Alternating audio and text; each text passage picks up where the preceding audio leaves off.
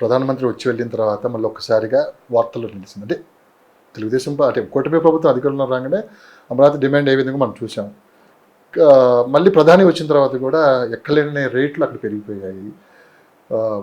తెలుగు వాళ్ళు ఎక్కడున్నా కానీ ఫస్ట్ ఒక విజన్ ఉన్న నాయకుడి వైపే చూస్తారు కామన్గా. ఆయన ఉంటే డెవలప్ అవుతుంది, ఎక్కడ ఇన్వెస్ట్ చేసినా ఇలా అవుతుందని చెప్పి ఉంటారు. హైదరాబాద్ మార్కెట్ మీద కొంత ప్రభావం చూపించే అవకాశం ఉంది అమరావతి అని చెప్పి బయట చర్చ నడుస్తుంది. కానీ దేని మార్కెట్ దానికే ఉంటుంది. అక్కడ విజన్ ఉన్న నాయకుడు ఉన్నాడు, కొత్త రాజధాని ప్రపంచ స్థాయి నగరంగా అభివృద్ధి చెందింది. ఇక్కడ ఆల్రెడీ డెవలప్డ్, ఎప్పటికీ డెవలప్ అయ్యే ప్రాంతం. ఈ కన్ఫ్యూజన్లో ఏమైనా ఉన్నారా పబ్లిక్? అమరావతి మీద people had a lot of hope అండి. కాకపోతే ఏ గవర్నమెంట్ దగ్గర డబ్బులు లేవు. సో ఇప్పుడు గవర్నమెంట్ చేయాల్సింది ఏంటంటే, నౌ రీసెంట్లీ TCSది 1 రూపీకి 29 acres or something they have given land. So అలాంటి స్కీమ్స్లో ల్యాండ్స్ ఇచ్చి కార్పొరేట్స్ని అట్రాక్ట్ చేసి వాళ్ళని అలాంటి ప్లేసెస్లో ఇన్ఫ్రా క్రియేట్ చేయించే పద్ధతులు తప్ప మనకి అమరావతికి ఇప్పుడు వేరే స్కోప్ అయితే లేదు. కానీ అమరావతిలో ఇన్వెస్ట్ చేయొచ్చా లేదా అని నన్ను పర్సనల్గా అడిగితే I'll tell you one thing, you can invest. ఎందుకంటే ఎంత లేదని అది గవర్నమెంట్ రికగ్నైజ్ చేసి అనౌన్స్ చేసిన క్యాపిటల్. అది 2 times PM has come. Okay, ఇంకొకసారి ఫెయిల్ అవుతుంది అనే ఛాన్స్ అయితే లేదు. ఎగ్జాక్ట్లీ. So definitely hopes. ఇప్పుడు మనం శ్రీశైలం హైవే గురించి మాట్లాడినట్టే similarly is with Amaravati. Patience ఉన్నవాడికే రియల్ ఎస్టేట్లో డబ్బులు. ఓకే, జస్ట్ బై గూగుల్ చేసి ఇది రాదు, you take public opinions, you take media opinions, మనకి కనపడేది వినపడేది మాత్రమే అనుకుంటే అది తప్పండి. అది you have to use your brain. మీ అంచనా ప్రకారం ఏంటి మీరు అమరావతి రాబోయే 5 సంవత్సరాలు ఎలా ఉంటుంది? సరిగ్గా ఇదే టైంలోకి ఇన్వెస్ట్ చేసేవాడి పరిస్థితి ఏ విధంగా ఉంటుంది? సార్, అమరావతి ఇన్వెస్ట్మెంట్ అంటే actually when Chandrababu Naidu came itself people should have been invested. ఎందుకంటే అప్పుడు కొంచెం కూడా ప్రైస్ రీజనబుల్గా ఉండే. ఇప్పుడు చూస్తే day by day prices are going high. So ఇంకా ఇన్వెస్ట్ చేయాలి, కయోస్లో ఉన్నాను, ఇంకా నేను ఒక 1 month 1 year ఆగుతాను అనుకుంటే అది ఇట్ విల్ నాట్ వర్క్అవుట్. ఎందుకంటే పీక్లో వెళ్ళి కొనేసి నాకు ల్యాండ్ అప్రిసియేషన్ రాలేదు అంటే ఇట్ ఈస్ వేస్ట్. అది ఎప్పుడైనా కూడా స్క్రాచ్లో ఉన్నప్పుడే కొనుక్కోవాలి అది.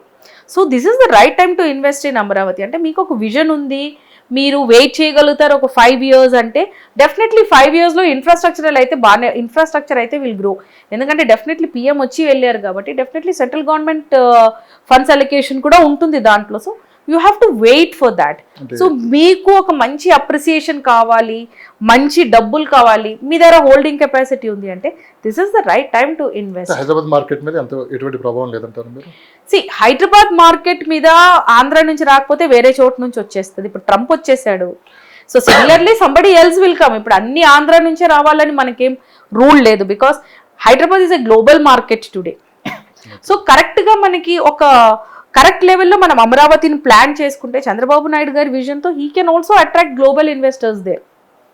ఆల్రెడీ మనకి ఏదైతే అమరావతిలో ఇప్పుడు గ్లోబల్ ఫండ్స్ రావాల్సి ఉన్నాయో కొన్ని హీస్ అనౌన్స్డ్, కొన్ని మిట్టల్ గ్రూప్ అలాంటివన్నీ చాలా అనౌన్స్ చేశారు. సో ఇఫ్ ఈవెన్ ఇంకోటి ఉంది సార్, అక్కడ పబ్లిక్ సపోర్ట్ కూడా ఈజ్ వెరీ ఇంపార్టెంట్. ఓకే, ఎందుకంటే జనాలు ఇప్పుడే అనౌన్స్ చేసి 1 year అయింది, 6 months అయింది, అక్కడ ఏం జరగలేదంటే ఏం జరగదు. ఫార్మసిటీ 5 years బ్యాక్ అనౌన్స్ చేశారు, గవర్నమెంట్ దిగినా ఏం కాలేదు. ఇప్పుడు 4th city అనౌన్స్ చేసి 1.5 years అయింది, ఇంకా అక్కడ ఏం కాలేదు. The thing is people should have patience. Real estate just ఇవాళ కొనేసి 2 రోజులు నిద్రపోయానా లేచి అదేంటి స్టాక్ మార్కెట్ చెక్ చేసినట్టు చెక్ చేస్తే అది పెరగదండి. You should have patience. And Amaravati is a good area, good place to invest. ఎందుకంటే అది ఇప్పుడు కూడా బేబీ లెవెల్లోనే ఉంది. అది ఇంకా కొన్ని రోజులు అయితే might be the prices will go up. అది అప్పుడు అన్అఫోర్డబిలిటీ కిందకి వచ్చేస్తుంది. రాబోయే కాలంలో రియల్ ఎస్టేట్ రంగంలో ఎలాంటి మార్పులు చూడబోతున్నాం?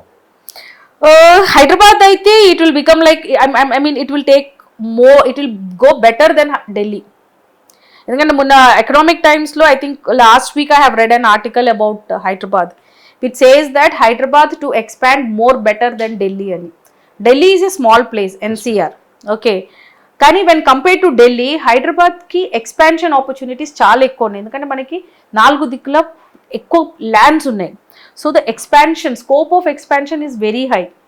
ఇప్పుడు మనం ఎయిర్ క్వాలిటీ చూసుకుంటే ఒకప్పుడు మేము నవ్వేవాళ్ళం when my cousins and all use to come from Delhi, మీకు అక్కడ అంటే బ్రీతింగ్కి కూడా you don't have proper air అని. ఇప్పుడు హైదరాబాద్ పరిస్థితి కూడా అదే.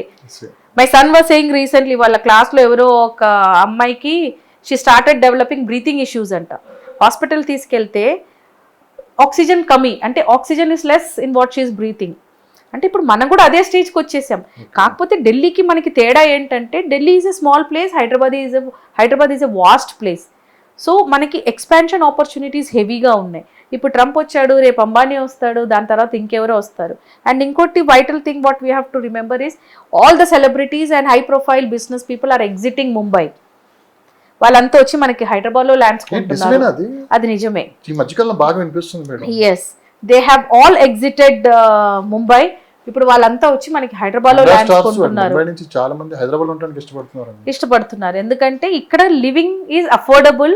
ఇంకోటి ఆ ట్రాఫిక్, ఆ ఎయిర్ పొల్యూషన్, ఇంకా మనం అఫోర్డబిలిటీలో ఒక లెవెల్ వరకు ఉన్నాం మనం, ఇంకా మొత్తం 100% పొల్యూటెడ్ అవ్వలేదు.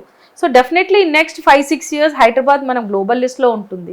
ఇప్పుడు దుబాయ్ ప్రాపర్టీ షో మనకి హైదరాబాద్లో ఎలా జరుగుతుందో, నెక్స్ట్ హైదరాబాద్ ప్రాపర్టీ షో ప్రతి ఇంటర్నేషనల్ మార్కెట్లో ఉంటుంది.